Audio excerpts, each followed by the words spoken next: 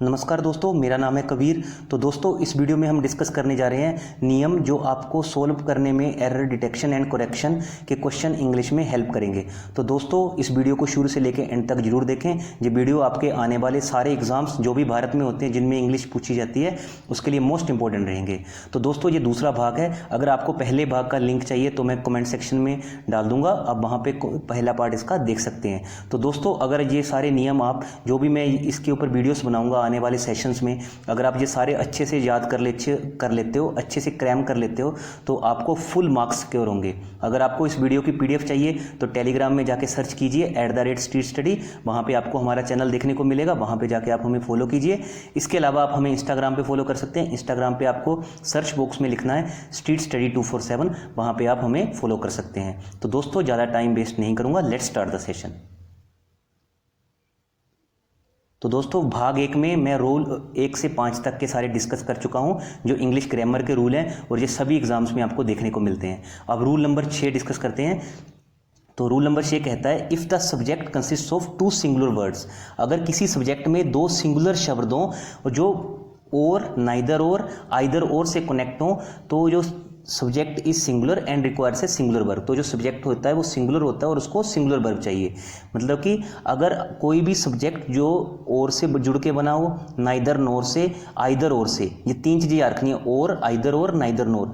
अगर subject singular है तो उसके लिए सिंगुलर वर्ब यूज होगी। अब एग्जाम्पल देखते हैं। Neither our chairman nor our CEO has a record of balance sheet of the company. तो यहाँ पे देख सकते हैं आप, चेयरमैन भी सिंगुलर है, सीईओ भी सिंगुलर है, और जो वर्ब यूज हुई है वो भी सिंगुलर यूज हुई है, हैज़। अगर यही होता, नाइदर आर चेयरमैन्स होता, नोर अवर सीईओस होता, तब आप यहाँ पे हैज़ यूज करते। अगला पॉइंट डिस्कस करते हैं, साहिल और मोहित। अब ये दोनों सिंगुलर है, साहिल और मोहित, इज गोइंग टू स्कूल। अगला डिस्कस करते हैं, आइदर राम और कबीर इज एंजॉइंग वैकेशंस। अब राम और कबीर दोनों क्या हैं? सिंगुलर। अब सिंगुलर के साथ क्या वर्ब यूज हो रही है? सिंगुलर। तो सिंगुलर वर्ड्स के साथ सिंगुलर वर्ब यूज हो रही है और जो 2 सिंगुलर शब्द से मिलके बनी है। अब यहाँ पे राम और कबीर, ये हो गए आपके 2 सिंगुलर शब्द, और इसको कनेक्ट क्या कर रहा है? और। तो मैंने वही चीज़ आपको बोली है, अगर ये 2 सिंगुलर वर्ड्स और, आइदर और, नाइदर नोर से मिलके बनते हैं और सब्जेक्ट सिंगुलर है, तो इनके साथ जो वर्ब भी यूज होगी वो सिंगुलर यूज होगी। दोस्तों, कभी कभी आपसे एग्जामिनर क्या करता है, यहाँ पे दे देगा नाइदर आर चेयरमैन, नोर की जगह क्या लिख देगा? नोट। ठीक है, ये याद रखना है, neither our chairman nor our CEO has a record of balance sheet of the company. आप देखेंगे यहाँ पे भी ये हैज़ लगा है, यहाँ पे भी नाइदर है, बट आपको ध्यान देना नाइदर के साथ नोर यूज होगा, और यहाँ कहीं भी आइदर हो वहाँ पे और यूज होगा। आइदर के साथ कैसे एरर दे देगा आपको? Either Ram and Kabir is enjoying vacation, but वहाँ पे आपको कहाँ पे एरर बताना होगा? फिर और में एरर बताना होगा। तो एग्जामिनर आपसे कैसे भी क्वेश्चन घुमा के पूछ सकता है, आपको ये चीज़ें अच्छे से ध्यान में रखनी है। आपको क्या चीज़ें ध्यान में रखनी है? नाइदर कहीं भी आपको दिखा, आपको सबसे पहले चेक करना वहाँ पे नोर है या नहीं है। अगर नोर की जगह नोट है तो आपको वहीं पे एरर वहाँ पे निकाल के सोल्व कर देना है। अब वैसे ही अगर आइदर से स्टार्ट हो रहा तो आपको चेक करना आइदर के साथ और है, अगर है तो बस उसके बाद आप नेक्स्ट की चीज़ों पर ध्यान देना है। कहीं पर कभी कभी क्या करता है एग्जामिनर, आपको ऐसे ही फंसा देता है और आपका टाइम वेस्ट करता है। तो दोस्तों, नेक्स्ट रूल डिस्कस करेंगे अब। Nouns that are plural in form, जो भी नाउन प्लूरल होते हैं फॉर्म में बट हैविंग सिंगुलर मीनिंग, जिनका सिंगुलर मीनिंग हो, यूजली टेक सिंगुलर वर्ब। अब जो नाउन हमें लगते हैं कि प्लूरल हैं बट वो होते सिंगुलर ही हैं, मतलब कि हमें लगते हैं कि वो बहुवाची हैं बट होते वो एकवाची ही हैं, तो हमें उनके साथ क्या वर्ब यूज़ करनी है? सिंगुलर यूज़ करनी है। ठीक है, जैसे न्यूज़ का कभी भी न्यूज़ीज नहीं होता है। मैंने बहुत जगह देखा है न्यूज़ीज आर गुड फॉर हेल्थ, ऐसे करके क्वेश्चन होते हैं, तो वहीं पे आपको एरर निकाल देना है। न्यूज़ीज कोई वर्ड नहीं है, ओनली न्यूज़ ही प्लूरल है। वैसे ही मीजल्स, मम्प्स, ये सारी बीमारियां हैं। फिजिक्स, इलेक्ट्रॉनिक्स, टेक्टिक्स, इकोनॉमिक्स, ये कुछ प्लूरल वर्ब हैं जिनके साथ, जिस प्लूरल नाउन है जिनके साथ सिंगुलर वर्ब यूज होगी। आप इसको एज इट इज याद कर लेना, इनको रट लेना, इनसे ही क्वेश्चन आपको एग्जामिनेशन में देखने को मिलेगा। अब इनके ऊपर कुछ हम डिस्कस करते हैं एग्जाम्पल्स। तो पहला है, news of corona virus is travelling very fast. तो न्यूज़ के साथ यहाँ पे इज यूज हो रहा है। तो अगला पॉइंट है, electronics shop is close today, तो इलेक्ट्रॉनिक्स है, आप देखोगे यहाँ पे तो प्लूरल है, तो बट आपको ये वर्ड याद रखनी है, इनके साथ हमेशा सिंगुलर वर्ब यूज होगी, तो इलेक्ट्रॉनिक्स शॉप के साथ इज आएगा। नेक्स्ट इज हिज इकोनॉमिक्स, तो इकोनॉमिक्स के साथ क्या आएगा, इज। इकोनॉमिक्स यहाँ पे क्या है, एक सब्जेक्ट है, एक विषय है जिसको स्टूडेंट्स पढ़ते हैं। तो next is he has been suffering from mumps, तो मम्प्स एक बीमारी है, उसका सिंगुलर यूज हुआ है हैज़। तो ये सब पॉइंट आप याद रखना, जो हमें प्लूरल ये शब्द लगते हैं बट इनके साथ जो वर्ब यूज होगी वो सिंगुलर वर्ब यूज होगी। तो ये मैंने आपको एग्जांपल दे दिए हैं। अब रूल नंबर 8 पे को डिस्कस करते हैं। तो दोस्तों, a linking verb usually agrees with its subject nor with its complement, जो कोई भी वर्ब जो लिंक करती है, मतलब कि लिंक का मतलब क्या होता है, दो चीज़ों को जोड़ना। जैसे सपोज करो मैं यहाँ पे खड़ा हूँ जो, और इसके बीच में पानी है, ये रिवर है, और यहाँ पे दूसरा पर्सन खड़ा है। अब मुझे एक से दूसरी जगह जाना है, मतलब कि मुझे ए को बी से मिलाना है, तो मुझे क्या करना पड़ेगा, इस रिवर के ऊपर कुछ बांध वगैरह बनाना पड़ेगा, कुछ डैम बना के उधर जाना पड़ेगा। तो लिंक का वही काम होता है जो दो चीज़ों को जोड़ता है। तो ए लिंकिंग वर्ब क्या होती है, जो दो चीज़ों को जोड़ने का काम कर रही है, जो दो सब्जेक्ट को यहाँ पे जोड़ने का काम कर रही है। तो यही चीज़ उसने बताई है, a linking verb usually agrees with its subject. तो लिंकिंग वर्ब होती है वो सब्जेक्ट के साथ एग्री करती है, इसके कॉम्प्लीमेंट्स के साथ एग्री नहीं करती है। तो अब कुछ एग्जाम्पल देख लेते हैं। तो दोस्तों, the reason of his success were excessive hard work. अब रीजन्स यहाँ पे क्या है, प्लूरल, ठीक है, तो क्या है प्लूरल, रीजन्स मतलब कई कारण है, तो कई कारण है, तो कई कारणों के साथ वर, ठीक है। अगर यहीं पे रीजन होता, अब रीजन क्या है, एक कारण है, तो एक सिंगुलर वर्ब, मतलब कि एक बाची वर्ब यूज हो रही है। तो reason of his success was excessive hard work. वैसे एक और एग्जांपल डिस्कस करते हैं, द चॉकलेट्स। अब चॉकलेट्स के अब बहुत सारी चॉकलेट्स हैं। The chocolates are liked by Alka. अब अलका चॉकलेट्स को लाइक करती है। वहीं एक चॉकलेट की बात हो, the chocolate is liked by Alka. तो दोस्तों, आशा करता हूँ ये सारी चीज़ें आपको समझ में आ रही होंगी। तो दोस्तों, अगर अभी तक आपने हमारे चैनल को सब्सक्राइब नहीं किया है तो सब्सक्राइब कर दें और बेल आइकन को भी प्रेस कर देना। तो दोस्तों, अगर आपने हमें इंस्टाग्राम पे भी फॉलो नहीं किया है तो आप इंस्टाग्राम पे जाएं, वहाँ पे सर्च करें स्ट्रीट स्टडी 247 और वहाँ पे आपको जो हमारे चैनल का लोगो देखने को मिलेगा, वहाँ पे जाके फॉलो कर सकते हैं। मोर देन 450 सब्सक्राइबर हमारे पास वहाँ पे इंस्टाग्राम पे हैं। इसके अलावा अगर आप चाहें तो हमें टेलीग्राम पे भी फॉलो कर सकते हैं। आपको टेलीग्राम पे जाना है, वहाँ पे लिखना है @streetstudy। वहाँ पे मैं हर वीडियो की PDF अपलोड कर देता हूँ। तो दोस्तों, प्लीज़ हमें सब्सक्राइब कीजिए ताकि आपको सारी इन्फॉर्मेशन मिल सके। और जैसे आप सब्सक्राइब करते हो अगर हमें यूट्यूब पे, तो बेल आइकन को प्रेस कर दें ताकि हर नोटिफिकेशन आपको सबसे पहले मिलती रहे। तो दोस्तों, अगर आप किसी भी एज ग्रुप से हो, सपोज करो आप 45 प्लस हो या फिर आप 18 प्लस हो, आप किसी भी एज ग्रुप से हो, हर एज ग्रुप में ये जो चीज़ें हैं वो काम आती हैं। अगर आप 45 से अलग ज़्यादा एज के हो, तब आप क्या कर सकते हो, अपने बच्चों को या फिर आप किसी कोलीग्स को जो आपके इन एग्ज़ाम्स की तैयारी कर रहा है, उनके साथ ये चीज़ें शेयर कर सकते हो। इनसे क्या होगा, उनको डेफिनेटली एग्ज़ाम में बहुत फ़ायदा मिलने वाला है। क्योंकि ये अगर कोई छोटी क्लास का बच्चा भी 6 से 12th वाला भी ये चीज़ें देख लेता है, तो मैं कहता हूँ उसका बेसिक्स तो क्लियर होगा ही होगा। इसके अलावा वो एग्जामिनेशन, जो कि कॉम्पिटिटिव एग्जामिनेशन वो बाद में देगा, उसके लिए भी वेल प्रिपेयर हो जाएगा। तो दोस्तों, आप चाहें इस वीडियो को शेयर टू ग्रुप्स कर दें, जितने भी आपके व्हाट्सएप, फेसबुक, इंस्टाग्राम, इसके अलावा जीमेल, जहां पे भी आपके ग्रुप हैं, आप उन ग्रुप्स में इस वीडियो को ज़्यादा से ज़्यादा शेयर करें ताकि हर स्टूडेंट को, हर एक तख्ते के बच्चे को इस वीडियो का फ़ायदा हो सके। मेरा एक ही काम है हमेशा से कि मैं अपनी वीडियो को ज़्यादा से ज़्यादा स्टूडेंट्स तक इसलिए पहुँचाना चाहता हूँ क्योंकि बहुत से स्टूडेंट्स कोचिंग अफोर्ड नहीं कर पाते हैं। तो मैं इसलिए मैंने एक प्रयास जारी किया है।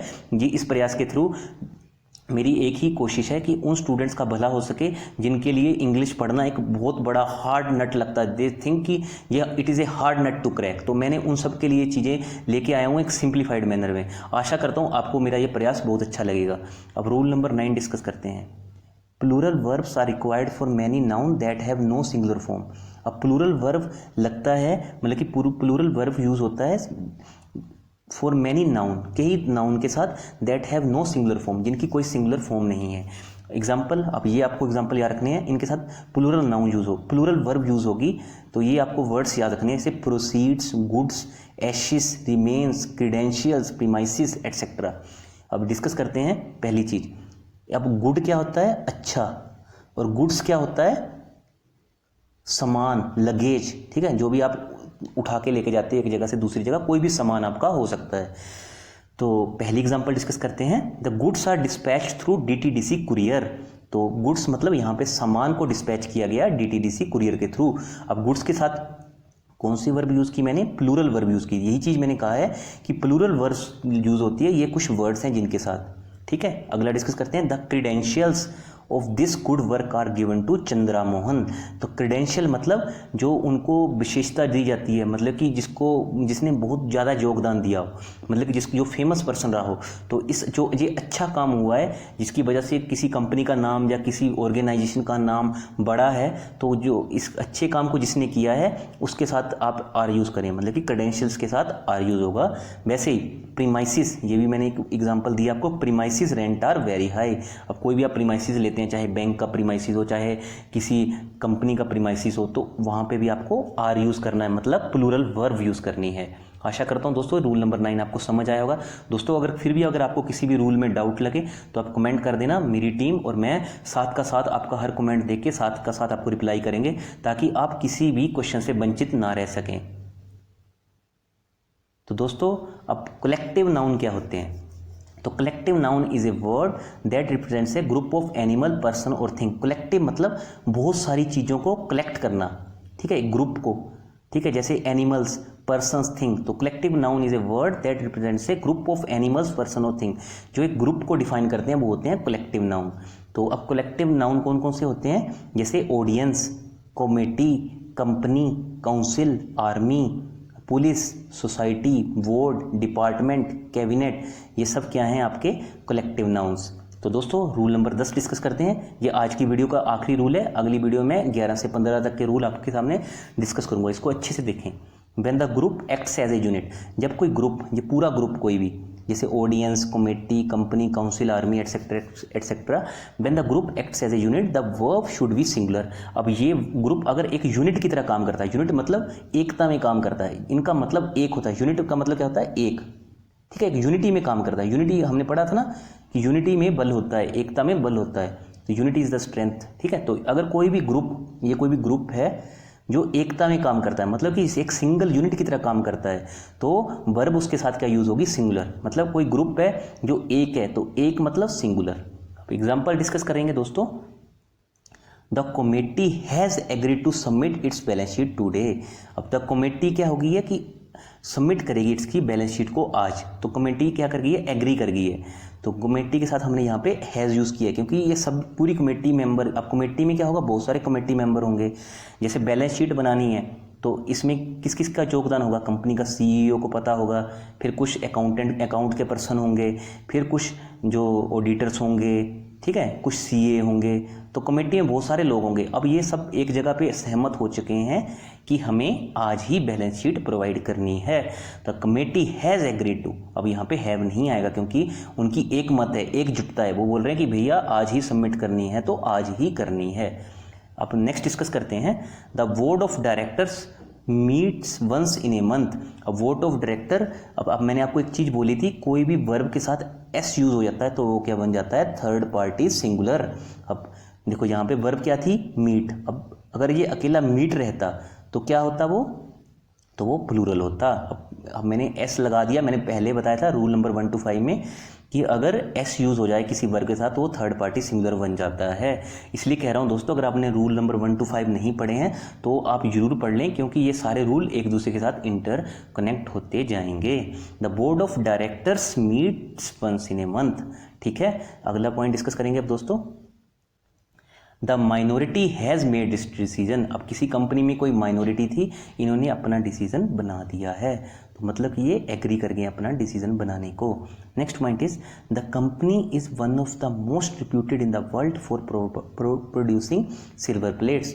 द कंपनी इज, अब कंपनी अकेली है जो मोस्ट रिप्यूटेड है in the world for producing silver plates, मतलब कि यही इतनी मशहूर सिल्वर प्लेटें बनाती है, ठीक है। तो next point is the cabinet has agreed to the proposal of president relating to the fundamental rights. अब कैबिनेट क्या कर गई है? एग्री कर गई है, ठीक है। पूरी कैबिनेट में क्या होगा? बहुत सारे काउंसिल ऑफ मिनिस्टर्स रहते हैं, ठीक है, प्राइम मिनिस्टर रहते हैं। ये किस में आते हैं? ये आते हैं बेसिकली आर्टिकल 75(1) में, जो ये PM, COM, ये सारे आर्टिकल 75 से रिलेटेड हैं। बट अभी मैं पॉलिटी आपको नहीं पढ़ा रहा हूँ, नागरिक शास्त्र नहीं पढ़ा रहा हूँ, इसलिए आपको ये याद रखना है कि यहाँ पे कैबिनेट यहाँ पे एग्री कर गई है। अगर वो एग्री कर जाती है, उनमें एक जुटता है, तो क्या आएगा, सिंगुलर वर्ब आएगा। तो सिंगुलर वर्ब यहाँ पे हैज़ यूज़ किया है। So the company has agreed to the proposal of president relating to fundamental rights. तो दोस्तों आशा करता हूँ ये सारे पॉइंट्स जो भी मैंने रूल्स आपको समझाए समझ आए होंगे। सो दोस्तों इसी नोट के साथ ये वीडियो ख़त्म करता हूँ कि आपको सारी चीज़ें अच्छे से समझ आ चुकी होंगी। सो थैंक यू वेरी मच दोस्तों, मैं हूँ Kabir, signing out from this video. I hope आपको ये वीडियो बहुत अच्छी लगी हो। दोस्तों अगली वीडियो में रूल नंबर 11 to 15 कवर करूँगा। आप सारी वीडियोज़ को क्रैम कर लें, जो मैं पॉइंट्स इंपॉर्टेंट बताता जा रहा हूँ इनको एज इट इज़ याद करते जाएँ। So thank you very much दोस्तों, keep loving us, keep supporting us, because together we can make a huge difference. God bless you all, thank you very much.